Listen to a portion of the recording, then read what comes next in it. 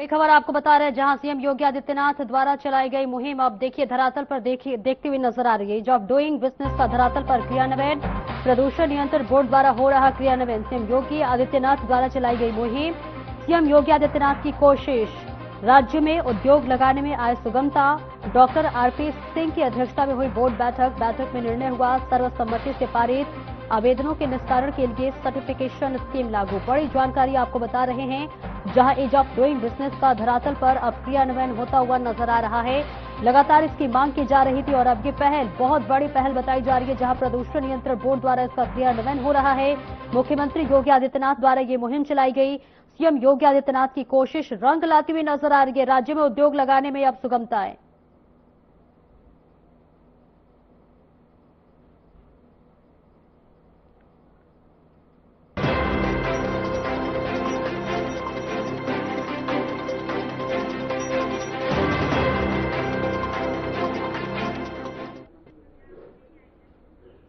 नमस्कार, मैं हूं आपके साथ अंकिता पाल। बुलेटिन की शुरुआत करते हैं। धान की कटाई के लिए रिकवरी प्रतिशत में छूट दिए जाने के संबंध में वित्त मंत्री सुरेश खन्ना ने प्रेस वार्ता की।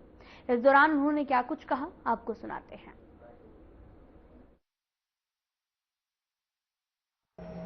कि धान की पैदावार पिछले वर्ष से काफी अधिक है।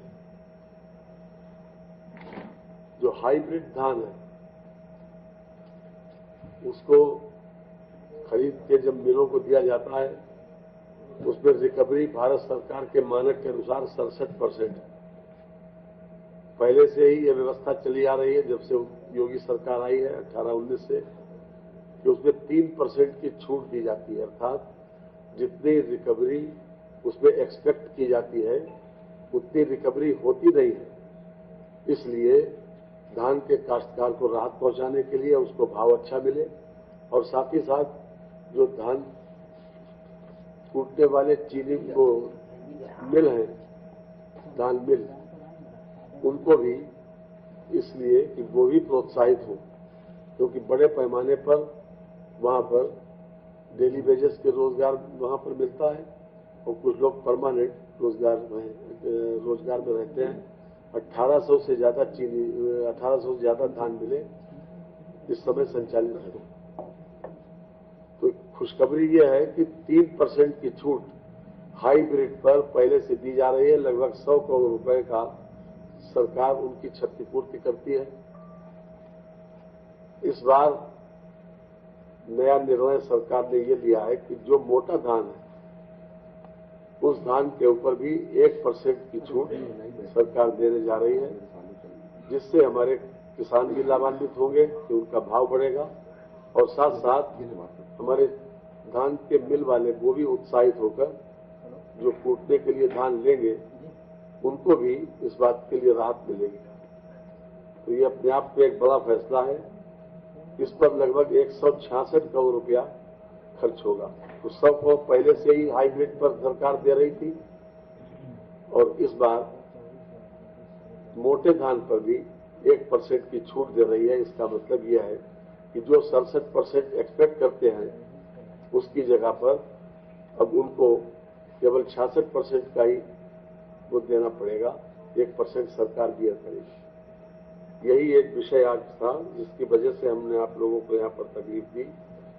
और धान की, जैसे कि आप जानते हैं कि पश्चिम में 1 अक्टूबर से खरीद शुरू हो गई और पूरब में 1 नवंबर से खरीद चल रही है और इससे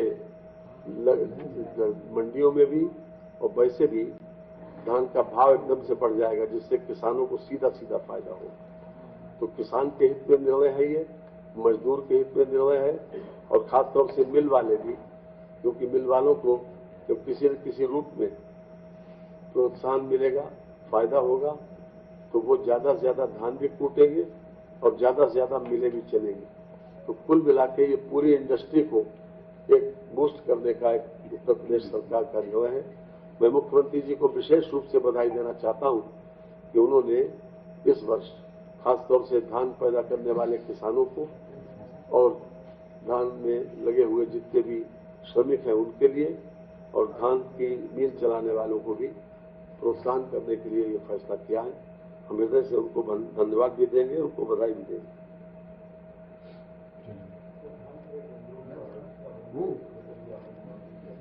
जी कर रहे हैं बराबर। पिछले वर्ष से मैंने जैसा बताया कि 2.5 गुना धान परचेज किया गया और लगातार ये प्रक्रिया चल रही है।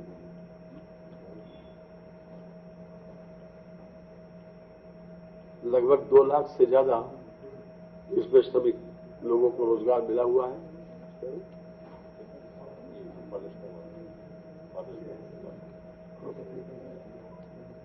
जो इस बार जो धान की खरीद है उसमें पारदर्शिता के लिए विशेष प्रावधान किए गए हैं।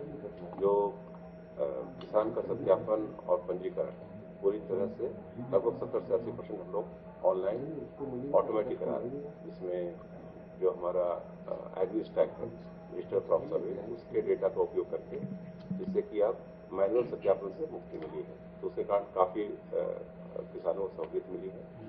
उसके अतिरिक्त जो जीपीएस वाहनों से जो पैडी ट्रांसपोर्ट की मॉनिटरिंग है और उसके अतिरिक्त स्टॉक का सत्यापन है, इन सब चीजों का इस पर हम लोग ध्यान क्रय में काफी अच्छी मॉनिटरिंग कर रहे हैं।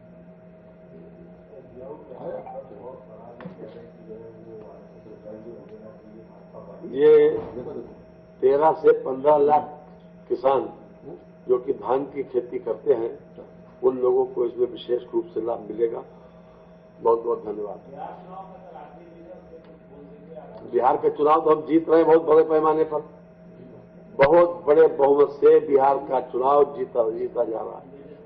एनडीए जो है, एनडीए की सरकार बनेगी और ये सब बाकी लोग सब भूल जाते हैं।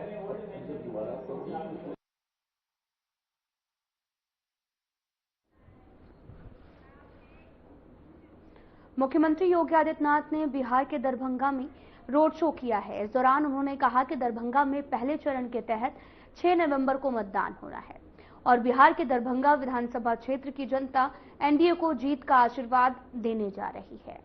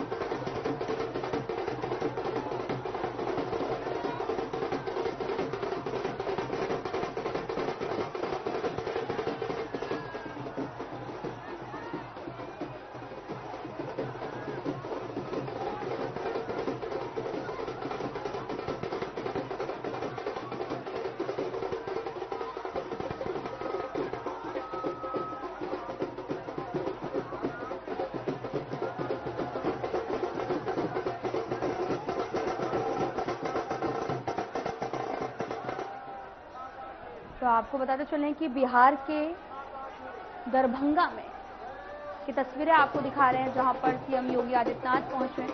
जनता ने एनडीए को लगातार जीत का आशीर्वाद देती हुई नजर आ रही है। तस्वीरें आपको लगातार दिखा रहे हैं जो कि दरभंगा से हैं, जहां पर बड़ी संख्या में लोग पहुंचे हुए हैं और आपको लगातार तस्वीरें दिखा रहे हैं जहां पर सीएम योगी का ये रोड शो है, जिस दौरान बड़ी संख्या में लोग पहुंचे हैं।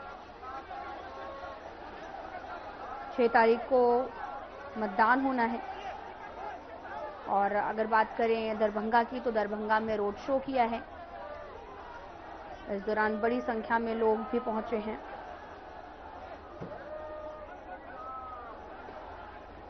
और लगातार बिहार के दरभंगा में रोड शो किए जा रहे हैं।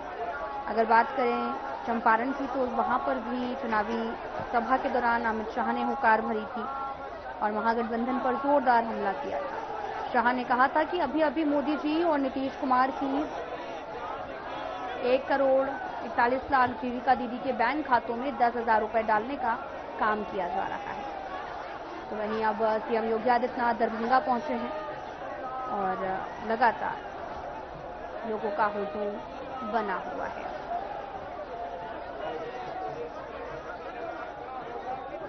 भारत निर्वाचन आयोग ने चुनाव प्रचार के खर्च को लेकर बंदिशें भी लगाई थी। बिहार विधानसभा चुनाव का माहौल सड़कों पर वैसे ही नहीं दिखा, लेकिन अब 6 नवंबर को होने वाले पहले चरण के मतदान के लिए 4 नवंबर को शाम 5 बजे माइक का प्रचार भी थम जाएगा। जिन 18 जिलों में मतदान 6 नवंबर को है, वहां पर जनसभाएं नहीं हो सकेंगी। इस दौरान की तस्वीरें आपको दिखा रहे हैं, जहां पर सीएम योगी आदित्यनाथ पहुंचे हुए थे, जहां पर बड़ी संख्या में लोगों का हुजूम भी उमड़ा। एनडीए को लगातार जीत का आशीर्वाद देने के लिए जनता का हुजूम भी पहुंचा था। फिलहाल यहां रुकते हैं एक छोटे से ब्रेक के लिए।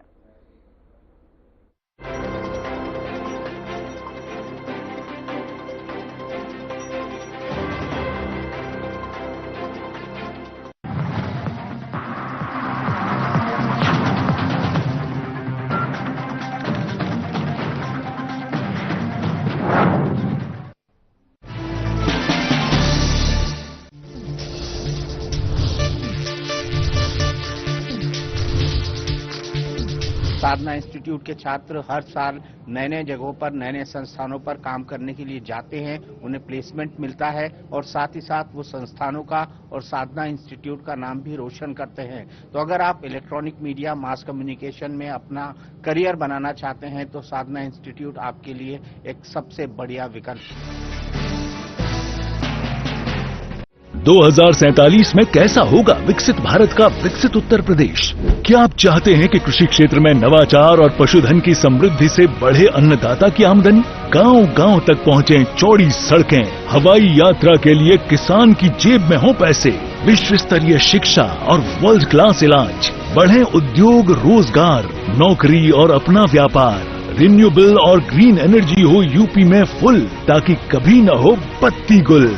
डीप टेक, एआई और इलेक्ट्रॉनिक संसाधनों का बिछे जाल, सांस्कृतिक धरोहर का पुनर्जागरण और गौरव काल। क्या आप चाहते हैं ऐसा उत्तर प्रदेश? अगर हाँ, तो उठाइए मोबाइल, क्यूआर कोड को स्कैन करें और पोर्टल samarthuttarpradesh.up.gov.in पर लिखकर या बोलकर दर्ज कराएं सुझाव। आपके सुझाव से बनेगा विकसित यूपी का रोड मैप और मूल्यवान सुझाव देने वाले किए जाएंगे सम्मानित, क्योंकि आपकी राय विकसित यूपी बनाए।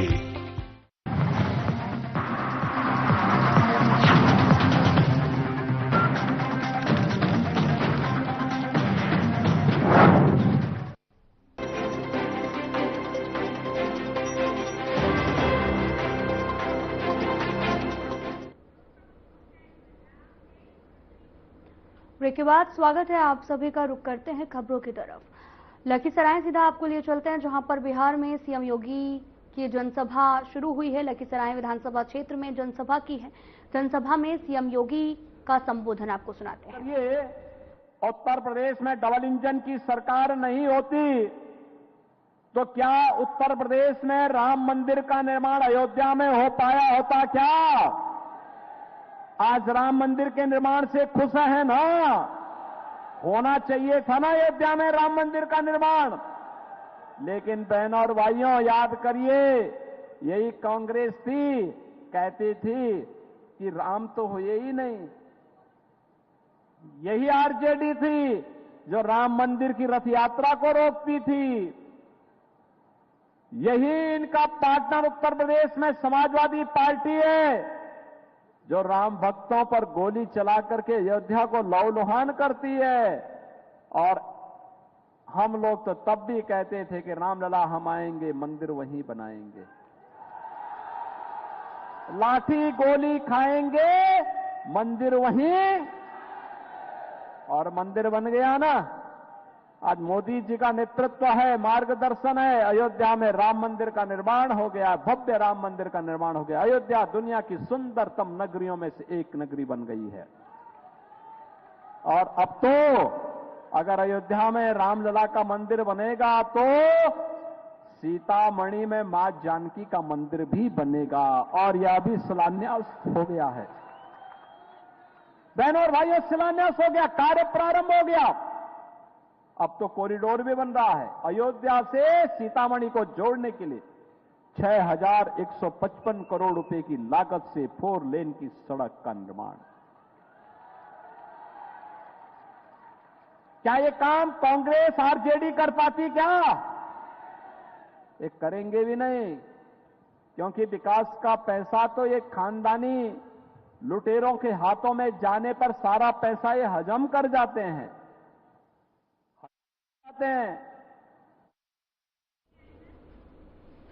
तो वहीं बिहार के मोहिउद्दीन नगर में सीएम योगी आदित्यनाथ ने चुनावी सभा को संबोधित किया। सीएम योगी ने कहा कि बिहार की जनता अपने एक एक वोट से एनडीए की विजय सुनिश्चित करने जा रही है।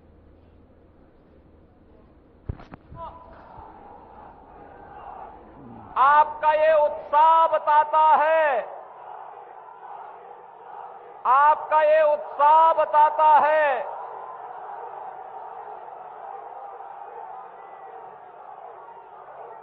कि फिर एक बार एनडीए सरकार, फिर एक बार एनडीए सरकार जरूर बिहार में बनने जा रही है। बहनों और भाइयों, बिहार अपनी गौरवशाली अतीत के लिए जाना जाता है। बिहार, जो बिहार लोकतंत्र की जननी है, जिस बिहार में साक्षात मां भगवती लक्ष्मी के रूप में माता जानकी ने जन्म लिया हो, जिस बिहार ने महात्मा बुद्ध को ज्ञान प्रदान किया हो, जो बिहार 24वें तीर्थंकर भगवान महावीर की पावन जन्मभूमि हो, जिस बिहार ने मैथिली के सुप्रसिद्ध साहित्यकार विद्यापति को जन्म दिया हो, जिस बिहार में जननायक कर्पूरी ठाकुर का जन्म हुआ हो, जिस बिहार ने लोकनायक जयप्रकाश जी को जन्म दिया हो, जिस बिहार ने भारत के पहले राष्ट्रपति डॉक्टर राजेंद्र प्रसाद को जन्म दिया हो, ऐसी पावन धरा को कौन भारतीय होगा जो नमन न करता हो। मैंने बिहार के नौजवानों की बुद्धि को, उनकी मेधा को, उनकी प्रतिभा को नजदीक से देखा है। देश और दुनिया के अंदर जहां कहीं भी बिहार का नागरिक गया है, उसने अपनी मेधा से, अपनी प्रतिभा से उस क्षेत्र को समृद्ध बनाने में अपनी पूरी की पूरी ऊर्जा लगा दी। लेकिन बहनों और भाइयों, बिहार आज से 20 वर्ष पहले अपनी पहचान के लिए मोहताज हो गया था। बिहार को उसकी पहचान के लिए मोहताज कराने वाले लोग कौन थे? ये वही लोग थे, ये वही लोग थे जो आज बड़े बड़े दावे कर रहे हैं, बड़ी बड़ी घोषणाएं कर रहे हैं। इन लोगों ने नौजवानों के अधिकारों पर, नौजवानों के रोजगार पर डकैती डाली थी। इन लोगों ने गरीबों के हकों को छीनने का प्रयास किया था। बिहार को जंगल राज में बदल डाला था और बिहार के अंदर विकास को पूरी तरह बाधित करने का काम किया था। बहनों और भाइयों, यही महागठबंधन आज जो आरजेडी कांग्रेस के रूप में आपके बीच में आया है, ये वही है जिसने बिहार को जंगल राज में बदला था। बिहार के लोगों ने 20 वर्ष पहले एनडीए के नीतीश बाबू को चुनाव जिता करके भेजा। सुशासन का जो दौर बिहार के अंदर प्रारंभ हुआ, अब बहनों और भाइयों, सुशासन पे एक मजबूत इमारत बनाने के लिए इस बार एनडीए फिर से आपके पास आया है। आज बिहार के अंदर क्या नहीं है? कनेक्टिविटी है, सड़क की, रेलवे की, एयर कनेक्टिविटी है और एयर कनेक्टिविटी के साथ ही बहन और भाइयों इनलैंड वाटरवे यानी जल मार्ग की भी सुविधा बिहार के अंदर प्रारंभ हो गई है। बहन और भाइयों, बिहार के अन्नदाता किसानों का के द्वारा जो भी उत्पादन होगा वह भारत के मार्केट के साथ साथ दुनिया के बाजार में जाए, हमारा अन्नदाता किसान अधिक मुनाफा कमाए, इसके लिए कार्गो, ड्राई पोर्ट, इनकी स्थापना का कार्य बिहार के अंदर तेजी के साथ प्रारंभ हुआ है।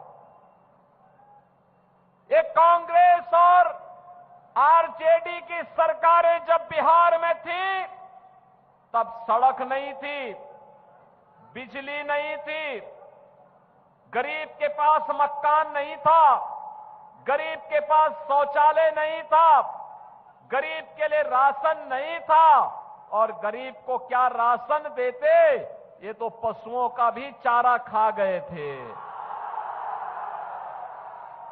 ये पशुओं का चारा खा गए थे, लोग क्या गरीबों का भला करते। और इसीलिए बहनों और भाइयों, हम कहने के लिए आए हैं, आज तो मोदी जी के मार्गदर्शन में, नीतीश कुमार जी के नेतृत्व में एनडीए की जो सरकार कार्य कर रही है, इसमें विरासत का भी सम्मान है और विकास के कार्य भी है। गरीबों के कल्याण के लिए भी अनेक योजनाएं हैं। आप मुझे बताओ, अगर उत्तर प्रदेश में डबल इंजन की भाजपा की सरकार नहीं होती तो क्या अयोध्या में राम मंदिर का निर्माण हो गया होता? क्या राम मंदिर के निर्माण से खुश है ना? लेकिन ये कांग्रेस के लोग और ये आरजेडी के लोग ये रामद्रोही हैं। इन लोगों ने अयोध्या में राम मंदिर के निर्माण को रोकने का पाप किया था। इन्होंने कार्य किया था कि राम मंदिर निर्माण के लिए जो रथ यात्रा निकली थी, आरजेडी ने रोका था। कांग्रेस ने सुप्रीम कोर्ट में कहा था राम हुए ही नहीं, लेकिन हम तब भी कहते थे कि रामलला हम आएंगे, मंदिर वहीं बनाएंगे, लाठी डंडा खाएंगे लेकिन मंदिर वहीं। और राम मंदिर बन गया ना। अयोध्या में राम मंदिर तो सीतामढ़ी में मां जानकी का मंदिर। ये एनडीए ही बना सकता है, ये एनडीए ही बना सकता है, मोदी जी के नेतृत्व में ही हो सकता है। जो लोग कह रहे हैं, आज उत्तर प्रदेश से जुड़े हुए जिन लोगों को उत्तर प्रदेश की जनता ने बार बार खारिज किया है, वे लोग आज बिहार में आके कहते हैं कि नाम बदला जा रहा है। अरे हम नाम ही नहीं बदल रहे हैं, हमने तो उत्तर प्रदेश के कार्य के माध्यम से उत्तर प्रदेश का नाम दुनिया के अंदर फिर से स्थापित कर दिया है। आज अयोध्या में राम मंदिर बन रहा है, काशी में काशी विश्वनाथ धाम का निर्माण हो गया है, प्रयागराज में भव्य और दिव्य महाकुंभ का आयोजन भी होता है। और अब तो उत्तर प्रदेश में माफिया को रौंद करके बुलडोजर जब चलता है और माफिया के द्वारा अर्जित संपत्ति को जब हम लोग गरीबों में बांटने का काम करते हैं तो उसकी चिढ़ इनके पार्टनर समाजवादी पार्टी के लोग बिहार के अंदर भाषण के माध्यम से, बयानों के माध्यम से निकालने का काम कर रहे हैं। लेकिन उत्तर प्रदेश का बुलडोजर थमने वाला नहीं है, वह डरने वाला भी नहीं है। अब तो बिहार भी माफिया के खिलाफ यही कार्रवाई करेगा। हमें बिहार की धरती को ज्ञान की धरती के रूप में पुनर्स्थापित करने की दिशा में किए जाने वाले कार्यों को आगे बढ़ाना है। बिहार के विकास को भारत के विकास के साथ जोड़ करके आगे बढ़ाना है। बिहार के नौजवानों के लिए बिहार के अंदर ही। फिलहाल बुलेटिन में इतना ही। नमस्कार।